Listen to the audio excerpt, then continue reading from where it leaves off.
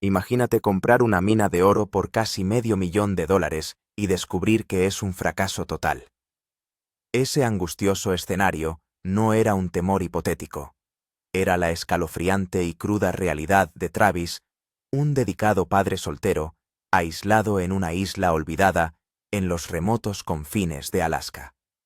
Su equipo cuidadosamente guardado, una vez un faro de esperanza, le estaba fallando chisporroteando y ahogándose en la tierra implacable. Su gran sueño, el legado que había imaginado para sus hijos, se estaba convirtiendo rápidamente en una pesadilla de deudas y desesperación. El dinero que tanto le había costado ganar hasta el último céntimo de los ahorros de toda su vida había desaparecido engullido por las insaciables fauces de Porcupine Island. No solo necesitaba ayuda, necesitaba un milagro. Resultó que ese milagro tenía nombre y apellidos. 2 nombres sinónimos de salvar causas perdidas y desenterrar fortunas ocultas, Freddy Dodge y su inquebrantable mano derecha, Juan Ibarra. Eran su última y desesperada esperanza en esta isla de sueños perdidos. En las profundidades de las indómitas tierras salvajes del sureste de Alaska, se esconde un lugar susurrado por los pocos que lo conocen, un lugar al que los lugareños llaman Porcupine Island. No aparece en la mayoría de las cartas náuticas, ni en los mapas turísticos. Esta isla, envuelta en un aura casi mística, es famosa por sus repentinas y cegadoras nieblas que llegan del océano como ejércitos espectrales y por una peculiar roca magnética que hace girar alocadamente incluso las brújulas más fiables como poseídas por una fuerza invisible. Es estupendo hacer funcionar esta planta por primera vez. Había musitado Travis para sí mismo, un eco hueco de optimismo allá, cuando la adquirió por primera vez. He estado sentado en un campo durante un par de años. Nunca jamás pensé que llegaría a cuajar. Pero no sabía lo difícil que iba a ser. Las leyendas entre los pocos osados que se atrevieron a aventurarse cerca afirman que la propia isla no quiere ser encontrada repeliendo activamente a los intrusos con sus defensas naturales y fenómenos extraños. Es una tierra primitiva dominada por antiguos abetos de Sitka, con sus troncos colosales nudosos y marcados por siglos de inviernos en Alaska. Son tan altos que sus ramas más altas parecen arañar el tejido mismo del cielo, atravesando el velo de niebla y nubes. Abajo el silencio es tan profundo, tan desprovisto de sonido humano, que se siente pesado oprimiendo el alma, magnificando cada duda y temor. Este es el escenario desolado, magnífico e implacable en el que Travis, un padre soltero, decidió arriesgar absolutamente todo lo que tenía. Travis no era un magnate minero de altos vuelos acostumbrado a navegar por el despiadado mundo de las reclamaciones corporativas y la maquinaria industrial. A decir verdad, era un hombre corriente, un padre movido por el extraordinario deseo de forjar un futuro seguro para sus hijos, un futuro libre de las luchas que él conocía demasiado bien. Había ahorrado hasta el último céntimo negándose lujos y haciendo todos los sacrificios imaginables. Durante años trabajó en 2 empleos muy exigentes, soportando largas jornadas y turnos agotadores, siempre centrado en ese sueño lejano. Entonces, con un acto de fe que desafiaba toda precaución, invirtió todos los ahorros de su vida, la friolera de $475,000, en la adquisición de esta remota mina de oro en la isla Porcupine. Compró el terreno y todo el equipo de minería que lo acompañaba, un paquete que sobre el papel parecía perfecto. Los anteriores propietarios, con sonrisas convincentes e historias trilladas, le aseguraron que era rica en oro, un verdadero tesoro, a la espera de ser desenterrado. Se suponía que era su billete de oro para una vida mejor, un legado duradero para su familia, una base sobre la que sus hijos podrían prosperar. Realmente se ha perdido para siempre. Había pensado, intentando convencerse a sí mismo, mientras su sueño se esfumaba. Me hace confiar más en que podemos llegar a nuestro oro de 25 onzas. Se había dicho, esperando que la convicción pudiera conjurar la realidad. Pero Porcupine Island, en su sabiduría ancestral, guarda sus secretos con una feroz posesividad. El suelo es una cruel paradoja geológica, una traicionera mezcla de pizarra dura e inflexible como el granito y arcilla azul increíblemente pegajosa, una combinación que constituye la peor y más frustrante pesadilla de un minero. El tiempo voluble y tempestuoso puede transformarse en un instante. En un momento, un débil rayo de sol podía filtrarse entre la niebla, ofreciendo una fugaz ilusión de calor. Al siguiente, una lluvia helada azotaba con una intensidad brutal, convirtiendo cada sendero, y claro, en una traicionera y resbaladiza extensión de barro. Travis descubrió por amarga experiencia y creciente desesperación que esta tierra no entrega su tesoro fácilmente. Hacía funcionar su planta de lavado día tras día, alimentándola con cucharada tras cucharada de esa tierra dura e inflexible, y sus esperanzas aumentaban y disminuían con cada ciclo. Estaba quemando un combustible precioso, consumiendo un tiempo valioso, y viendo cómo se desvanecían sus menguantes fondos. El problema principal era aterradoramente simple, pero elusivo: el oro estaba desapareciendo. Podía verlo con sus propios ojos en las bateas de prueba. Había oro fino en la tierra en abundancia brillando tentadoramente en la batea. Pero cuando comprobaba ansiosamente las cajas de las esclusas, al final de cada jornada exhaustiva, estaban casi completamente vacías. «Vas a tener que ir a esa planta más grande», se había dicho a sí mismo, pero el pensamiento era un miembro fantasma. Sí. Pero para que eso suceda, hay bastante que tenemos que hacer. Un montón de costos involucrados en ella. Con motores bombas el acero tenemos una estimación aproximada de unos $14.000 solo en material. La máquina, un enorme artilugio de acero y sistema hidráulico, estaba explícitamente diseñada para atrapar el tesoro. En lugar de eso, le estaba traicionando permitiendo que el preciado oro saliera por la parte de atrás, mezclándose con toda la roca y el barro sin valor, y cayendo despreocupadamente en la pila de residuos. En el mejor de los casos, capturaba el 30% del oro presente en el mineral. Eso no era una empresa rentable, era una mina en quiebra simple y llanamente. Cada día que operaba, cada galón de combustible quemado, cada hora de trabajo, solo estaba cavando un agujero de deuda más profundo e ineludible. Su sueño antaño vibrante se torcía, contorsionaba y metamorfoseaba en un desastre sin paliativos. Con los ahorros de toda su vida esfumados, evaporados como la bruma matinal, y sus esperanzas desvaneciéndose a cada hora que pasaba, Travis sabía con una certeza escalofriante que estaba al límite de sus fuerzas. Era un padre soltero solo y aislado en una isla remota, enfrentado a un problema de $500,000 que amenazaba con aplastar su futuro y el de su familia. Había agotado sus conocimientos, sus recursos y sus fuerzas. Sencillamente, no podía arreglarlo por sí mismo. Necesitaba ayuda, y no cualquier ayuda, sino la de los mejores profesionales del sector. Así que hizo la llamada. Un pase de Ave María, una súplica desesperada lanzada a la inmensidad del desierto de Alaska. Se puso en contacto con Freddy Dodge y Juan Ibarra, los legendarios gurús del oro, nombres que inspiraban respeto y admiración en la comunidad minera. Era una apuesta arriesgada nacida de la desesperación.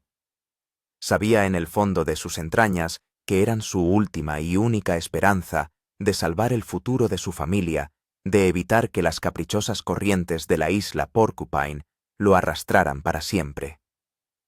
Ahora todo dependía de si dos curtidas leyendas podían conquistar una isla que parecía casi sintiente en su determinación de hacer fracasar, en última instancia, a todo hombre que se atreviera a tocarla. Tenemos allí a nuestros dos profesores enseñándonos lo que es la minería del oro, pensó Travis con un destello de esperanza encendiéndose en su pecho. El característico zumbido de los motores del hidroavión resonó en la brumosa bahía, haciéndose cada vez más fuerte hasta que la embarcación de Freddy y Juan tocó tierra con elegancia, provocando ondas en el agua cristalina. Al subir al muelle flotante y desgastado, pudieron sentir de inmediato el frío penetrante y único de la isla Porcupine. No era solo el aire frío, húmedo y cargado de olor a abeto y salmuera. Era la profunda y casi opresiva quietud del lugar, un silencio que insinuaba fuerzas invisibles e historias olvidadas. Travis estaba allí para recibirlos, su postura desplomada, su rostro una hoja de ruta del estrés, el agotamiento y la desesperación. Era un hombre agotado con el alma al límite. Los condujo por el camino fangoso y sinuoso a través de un túnel de abetos altísimos hasta su explotación minera. El lugar era un claro en bruto brutalmente tallado en el denso y antiguo bosque, rodeado aún por aquellos árboles colosales que parecían vigilar su desgracia. En el corazón mismo de este claro se encontraba la génesis de su problema de $500,000, la planta de lavado. Era una máquina azul grande e imponente, una planta tipo tromel diseñada para separar el oro de la tierra. Un tromel es en esencia un mecanismo sencillo, un tubo metálico largo y giratorio con una criba perforada en los laterales. El concepto de funcionamiento es sencillo, se vierte la tierra y la grava en bruto en un extremo y un chorro constante de agua pulveriza el interior. La combinación de la acción giratoria del tromel y los potentes chorros de agua se supone que agita y rompe la suciedad y la arcilla más resistentes. Las rocas más pequeñas, la arena, y sobre todo el oro pesado, caen a través de la criba hasta las esclusas situadas justo debajo. Definitivamente, es más rápido renovar la mitad de esta esclusa que construir una nueva, observaría Juan más tarde con su mente práctica, evaluando la situación. Voy a poner todas las abrazaderas angulares nuevas porque, ¿ves cómo esta ya está doblada? Sí, señor. Lo que está soldado en la parte superior, por lo que una vez que utilice una cuña en esto 3 o 4 veces, va a romperlos. Así que necesitamos 14 de estos. Mientras tanto, las rocas más grandes y sin valor, y la grava gruesa, continúan su viaje a través del tubo, saliendo finalmente por el otro extremo en una pila de residuos. Es un diseño común, empleado por innumerables mineros a pequeña escala, pero como Freddy Dodge siempre dice, el diablo siempre está en los detalles. Freddy Dodge posee una especie de asombroso y casi sobrenatural sexto sentido para la maquinaria de las minas de oro. Ha estado inmerso en este mundo toda su vida, sus manos manchadas de barro y polvo de oro, su mente una vasta biblioteca de conocimientos mecánicos e intuición geológica. A menudo le basta con mirar una máquina, escuchar su zumbido o incluso sentir las vibraciones en el suelo para saber instintivamente qué va mal. Y mientras se acercaba lenta y deliberadamente a la planta de Travis, sus afilados ojos se entrecerraron y una intensidad familiar se instaló en su rostro. Ni siquiera necesitó verla correr, no necesitó oír su protesta. Vio el problema fundamental de inmediato. El ángulo era incorrecto. Toda la enorme planta estaba demasiado inclinada. Travis, en su sincero pero equivocado intento de maximizar la eficiencia, la había colocado en un ángulo muy descendente, pensando que esta agresiva pendiente ayudaría a lavar el material más rápidamente, procesando así más suciedad. Pero Freddy sabía con la certeza de décadas de experiencia que se trataba de un error monumental. Se lo explicó a Travis en términos simples e inequívocos. Con un ángulo tan pronunciado, el agua y las rocas se movían a una velocidad vertiginosa e incontrolada. Estaban esencialmente volando a través de la máquina, impulsados por la gravedad y la fuerza hidráulica. El oro, que es increíblemente pesado y naturalmente quiere asentarse, nunca tuvo una oportunidad. Se supone que debe salirse del flujo de agua y quedar atrapado en los intrincados remolinos y vórtices de la esclusa. En lugar de eso, simplemente estaba hidroplanando, saltando por encima de los rápidos, arrastrado, sin esfuerzo por el torrente de agua por la parte de atrás, y cayendo en el olvido. Era, como Freddy dijo acertadamente, como intentar atrapar una pelota de béisbol lanzada a 160 km/h con un colador. Juan Ibarra, el maestro constructor y mecánico, un hombre cuyas manos parecen capaces de construir o arreglar cualquier cosa a partir de acero en bruto y pura fuerza de voluntad, se puso manos a la obra para inspeccionar los mismísimos huesos de la máquina. «No me puedo creer la cantidad de oro que hay en ese capullo», exclamó levantando una batea. «Mira esto. Es solo en el carro, pero... ¿ves eso? Y es material muy fino. No esperaba ver tanto. Sorprendente. Rápidamente se dio cuenta de más problemas corroborando la evaluación inicial de Freddy. Las barras de pulverización dentro del tromel diseñadas para romper la suciedad eran un desastre. Algunas boquillas estaban completamente obstruidas, atascadas por años de sedimentos y corrosión. Otras pulverizaban de forma errática en la dirección equivocada, creando un chapoteo caótico e ineficaz en lugar de una ducha consistente y potente necesaria para descomponer adecuadamente la famosa arcilla azul pegajosa. En lugar de desintegrar los grumos, se limitaban a crear canales de agua que permitían que grandes masas intactas de arcilla se deslizaran intactas con todo el preciado oro aún atrapado obstinadamente en su interior. Se enfrentaban a un doble desastre: el ángulo era demasiado pronunciado y el sistema de presión del agua era un caos. Travis estaba perdiendo oro de dos formas distintas y catastróficas simultáneamente. Freddy realizó una rápida y descorazonadora prueba de bateo de los relaves, el material de desecho que salía por la parte trasera de la máquina. Su batea agitada suavemente se iluminó con una brillante constelación de oro fino. Era una visión desgarradora, una representación tangible de la fortuna que Travis había estado tirando literalmente a la basura día tras día, semana tras semana. Freddy miró a Travis con una expresión mezcla de simpatía y sombría determinación y pronunció las palabras que ningún minero quiere oír jamás. Tu planta no funciona en absoluto. No es más que una máquina grande y cara de extraer oro. El diagnóstico fue duro, inflexible y desalentador. Pero ahora críticamente tenían un plan. Tenían que arreglar el ángulo y tenían que arreglar el agua. Sonaba aparentemente sencillo, pero en una isla remota y aislada, con herramientas muy limitadas, materiales escasos y un reloj implacable, incluso los arreglos más sencillos podían convertirse en monstruos gigantescos que aplastaban el alma. La carrera contrarreloj había comenzado. Con solo 7 preciosos días para dar la vuelta a esta catástrofe de $500,000, Freddy y Juan no perdieron ni un segundo. El primer y más formidable trabajo fue modificar el ángulo de esa enorme planta de lavado. No se trataba de un simple ajuste, era una tarea hercúlea. Había que levantar, manipular y reposicionar con precisión toda la máquina de 20.000 libras. En un sitio minero normal y accesible, una grúa se traería haciendo un trabajo corto de tal movimiento. Pero en la isla Porcupine no había grúa ni equipos de elevación pesados más allá de la propia excavadora de Travis y la fuerza de su ingenio. Aquí es donde realmente brillan las extraordinarias habilidades de Juan Ibarra. Dirigía a Travis en la excavadora con una precisión milimétrica, sus órdenes eran claras y autoritarias. Era un ballet tenso y peligroso entre el hombre y la máquina, una danza delicada que implicaba un peso inmenso y un terreno inestable. Tuvieron que levantar meticulosamente la parte delantera de la planta elevándola varios metros del suelo.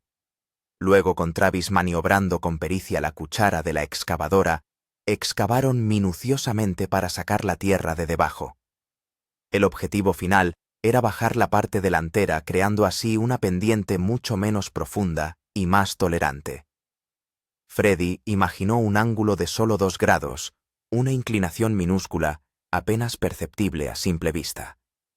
Pero en el matizado mundo físico de la recuperación de oro, ese minúsculo cambio marcaría la diferencia. Disminuiría la velocidad del agua lo suficiente como para que el oro increíblemente pesado saliera de la suspensión y quedara atrapado en las corrientes. Mientras Juan y Travis luchaban con la gigantesca máquina gruñendo y esforzándose contra su masa inerte, Freddy abordó el problema del agua igualmente crítico. Empezó arrancando sin piedad las viejas, obstruidas e ineficaces barras rociadoras. Eran irreparables, un testimonio de negligencia y mal diseño. Esta planta de lavado era una completa incógnita, admitió. No sabíamos cómo iba a funcionar, pero está funcionando de maravilla. Nada nos detiene. Freddy tenía un plan meticulosamente pensado, construiría un sistema completamente nuevo desde cero. Tenía que crear lo que describió vívidamente como una cortina de agua, un muro sólido e ininterrumpido de pulverización a presión que golpeara implacablemente cada trozo de tierra y arcilla que entrara en el tromel. Este chorro potente y uniforme, explicó, rompería la famosa arcilla azul pegajosa y liberaría todos los copos de oro atrapados. Pero construir algo nuevo en una isla remota y aislada plantea una serie de retos únicos. No se puede ir rápidamente a la ferretería local o al almacén de suministros industriales.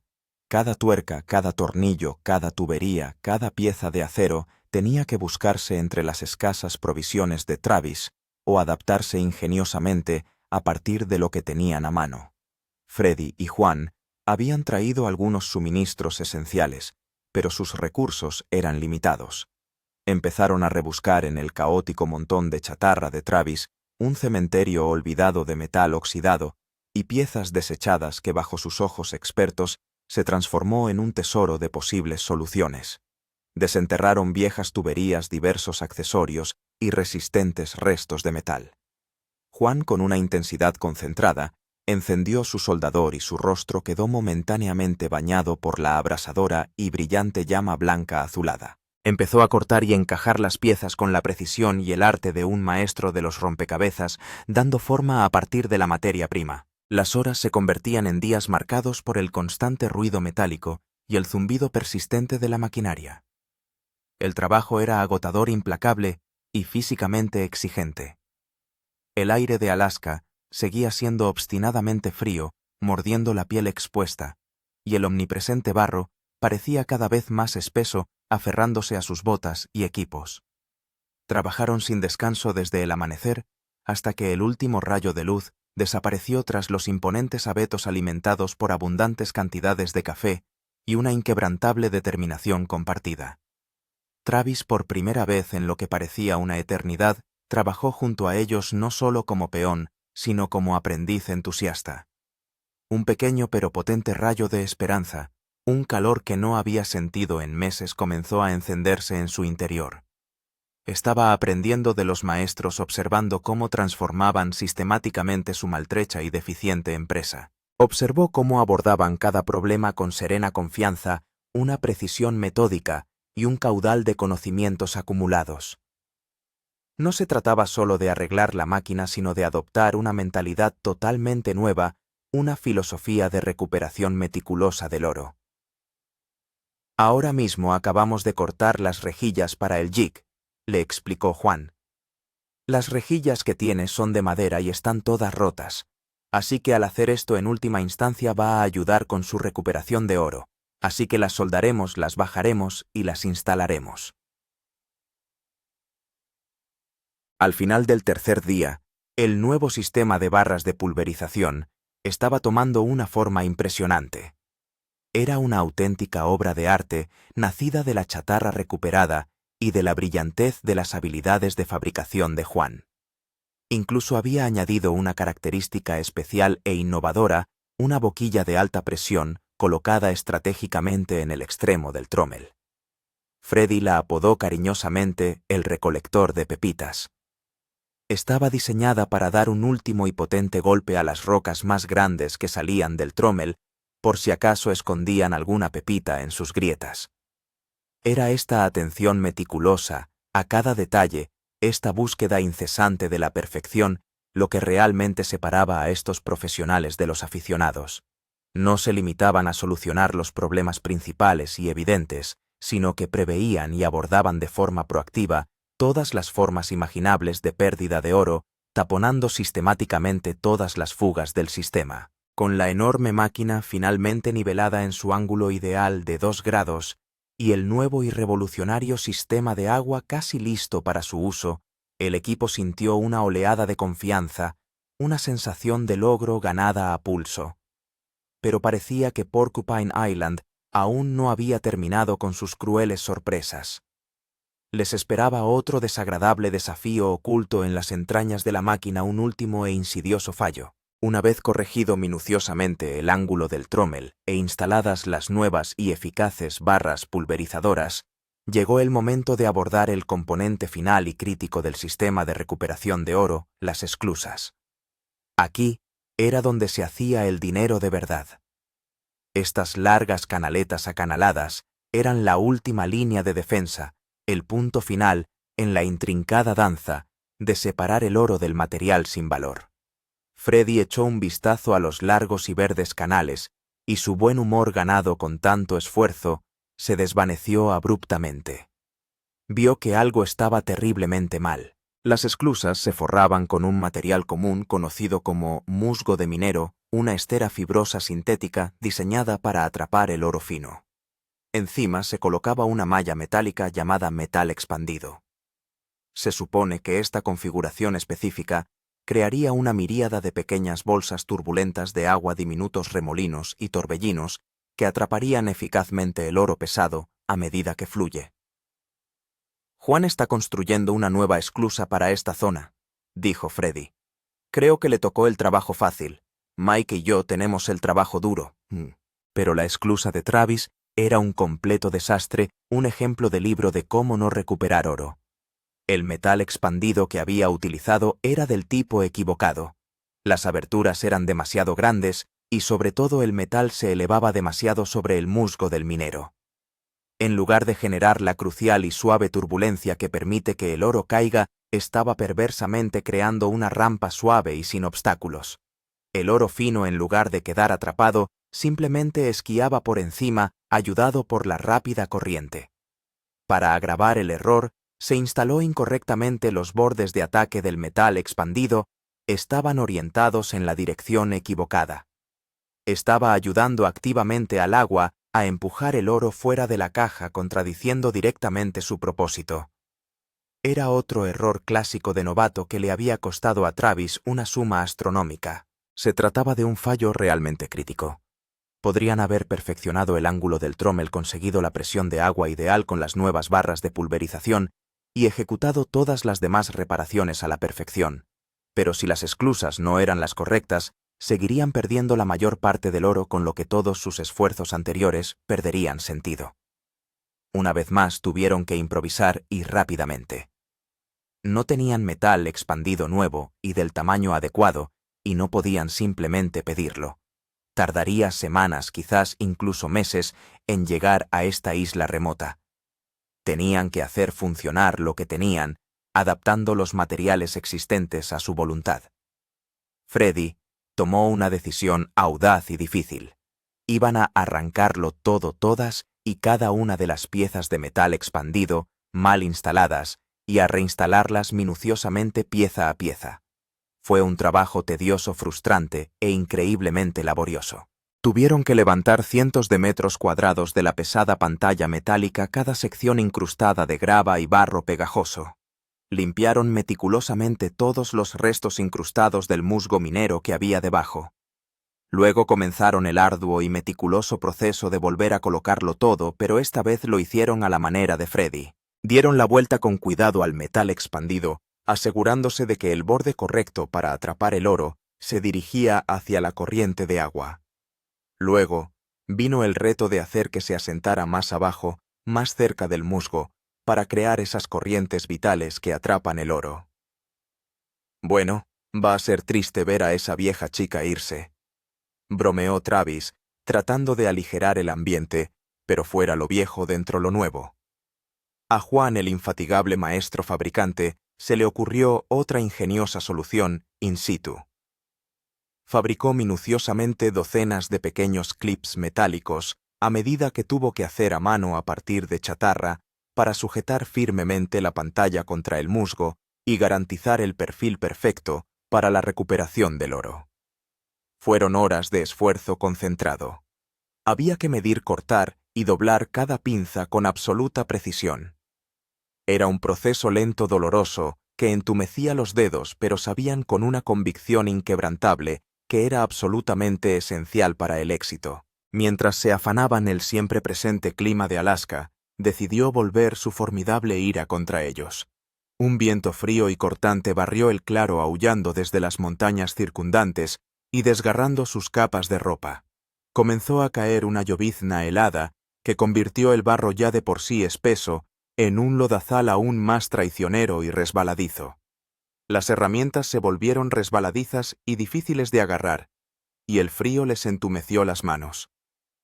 Travis los miraba trabajar invadido por una profunda sensación de asombro.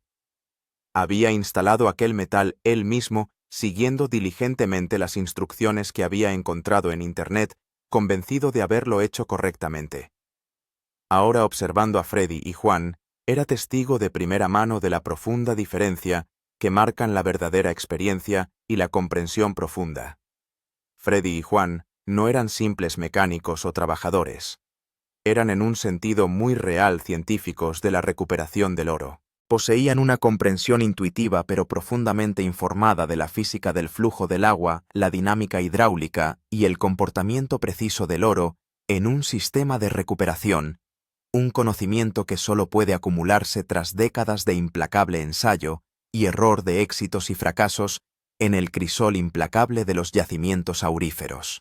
Después de otro largo y agotador día de duro trabajo, bajo un cielo que parecía no ver con buenos ojos, sus esfuerzos por fin estaba hecho. Las esclusas fueron completamente reconstruidas, meticulosamente rediseñadas a la perfección. Se instalaron y probaron las nuevas y eficaces barras de pulverización. La enorme planta de lavado se niveló a la perfección y su ángulo se calibró con precisión. Cada parte del sistema, desde la alimentación inicial hasta la recogida final, se había rediseñado, revitalizado y optimizado. Sus 7 días, su ardua carrera contrarreloj, estaban a punto de terminar. Había llegado la hora de la verdad. Era el momento de correr un poco de tierra real para poner su semana de sangre, sudor e ingenio a la prueba definitiva.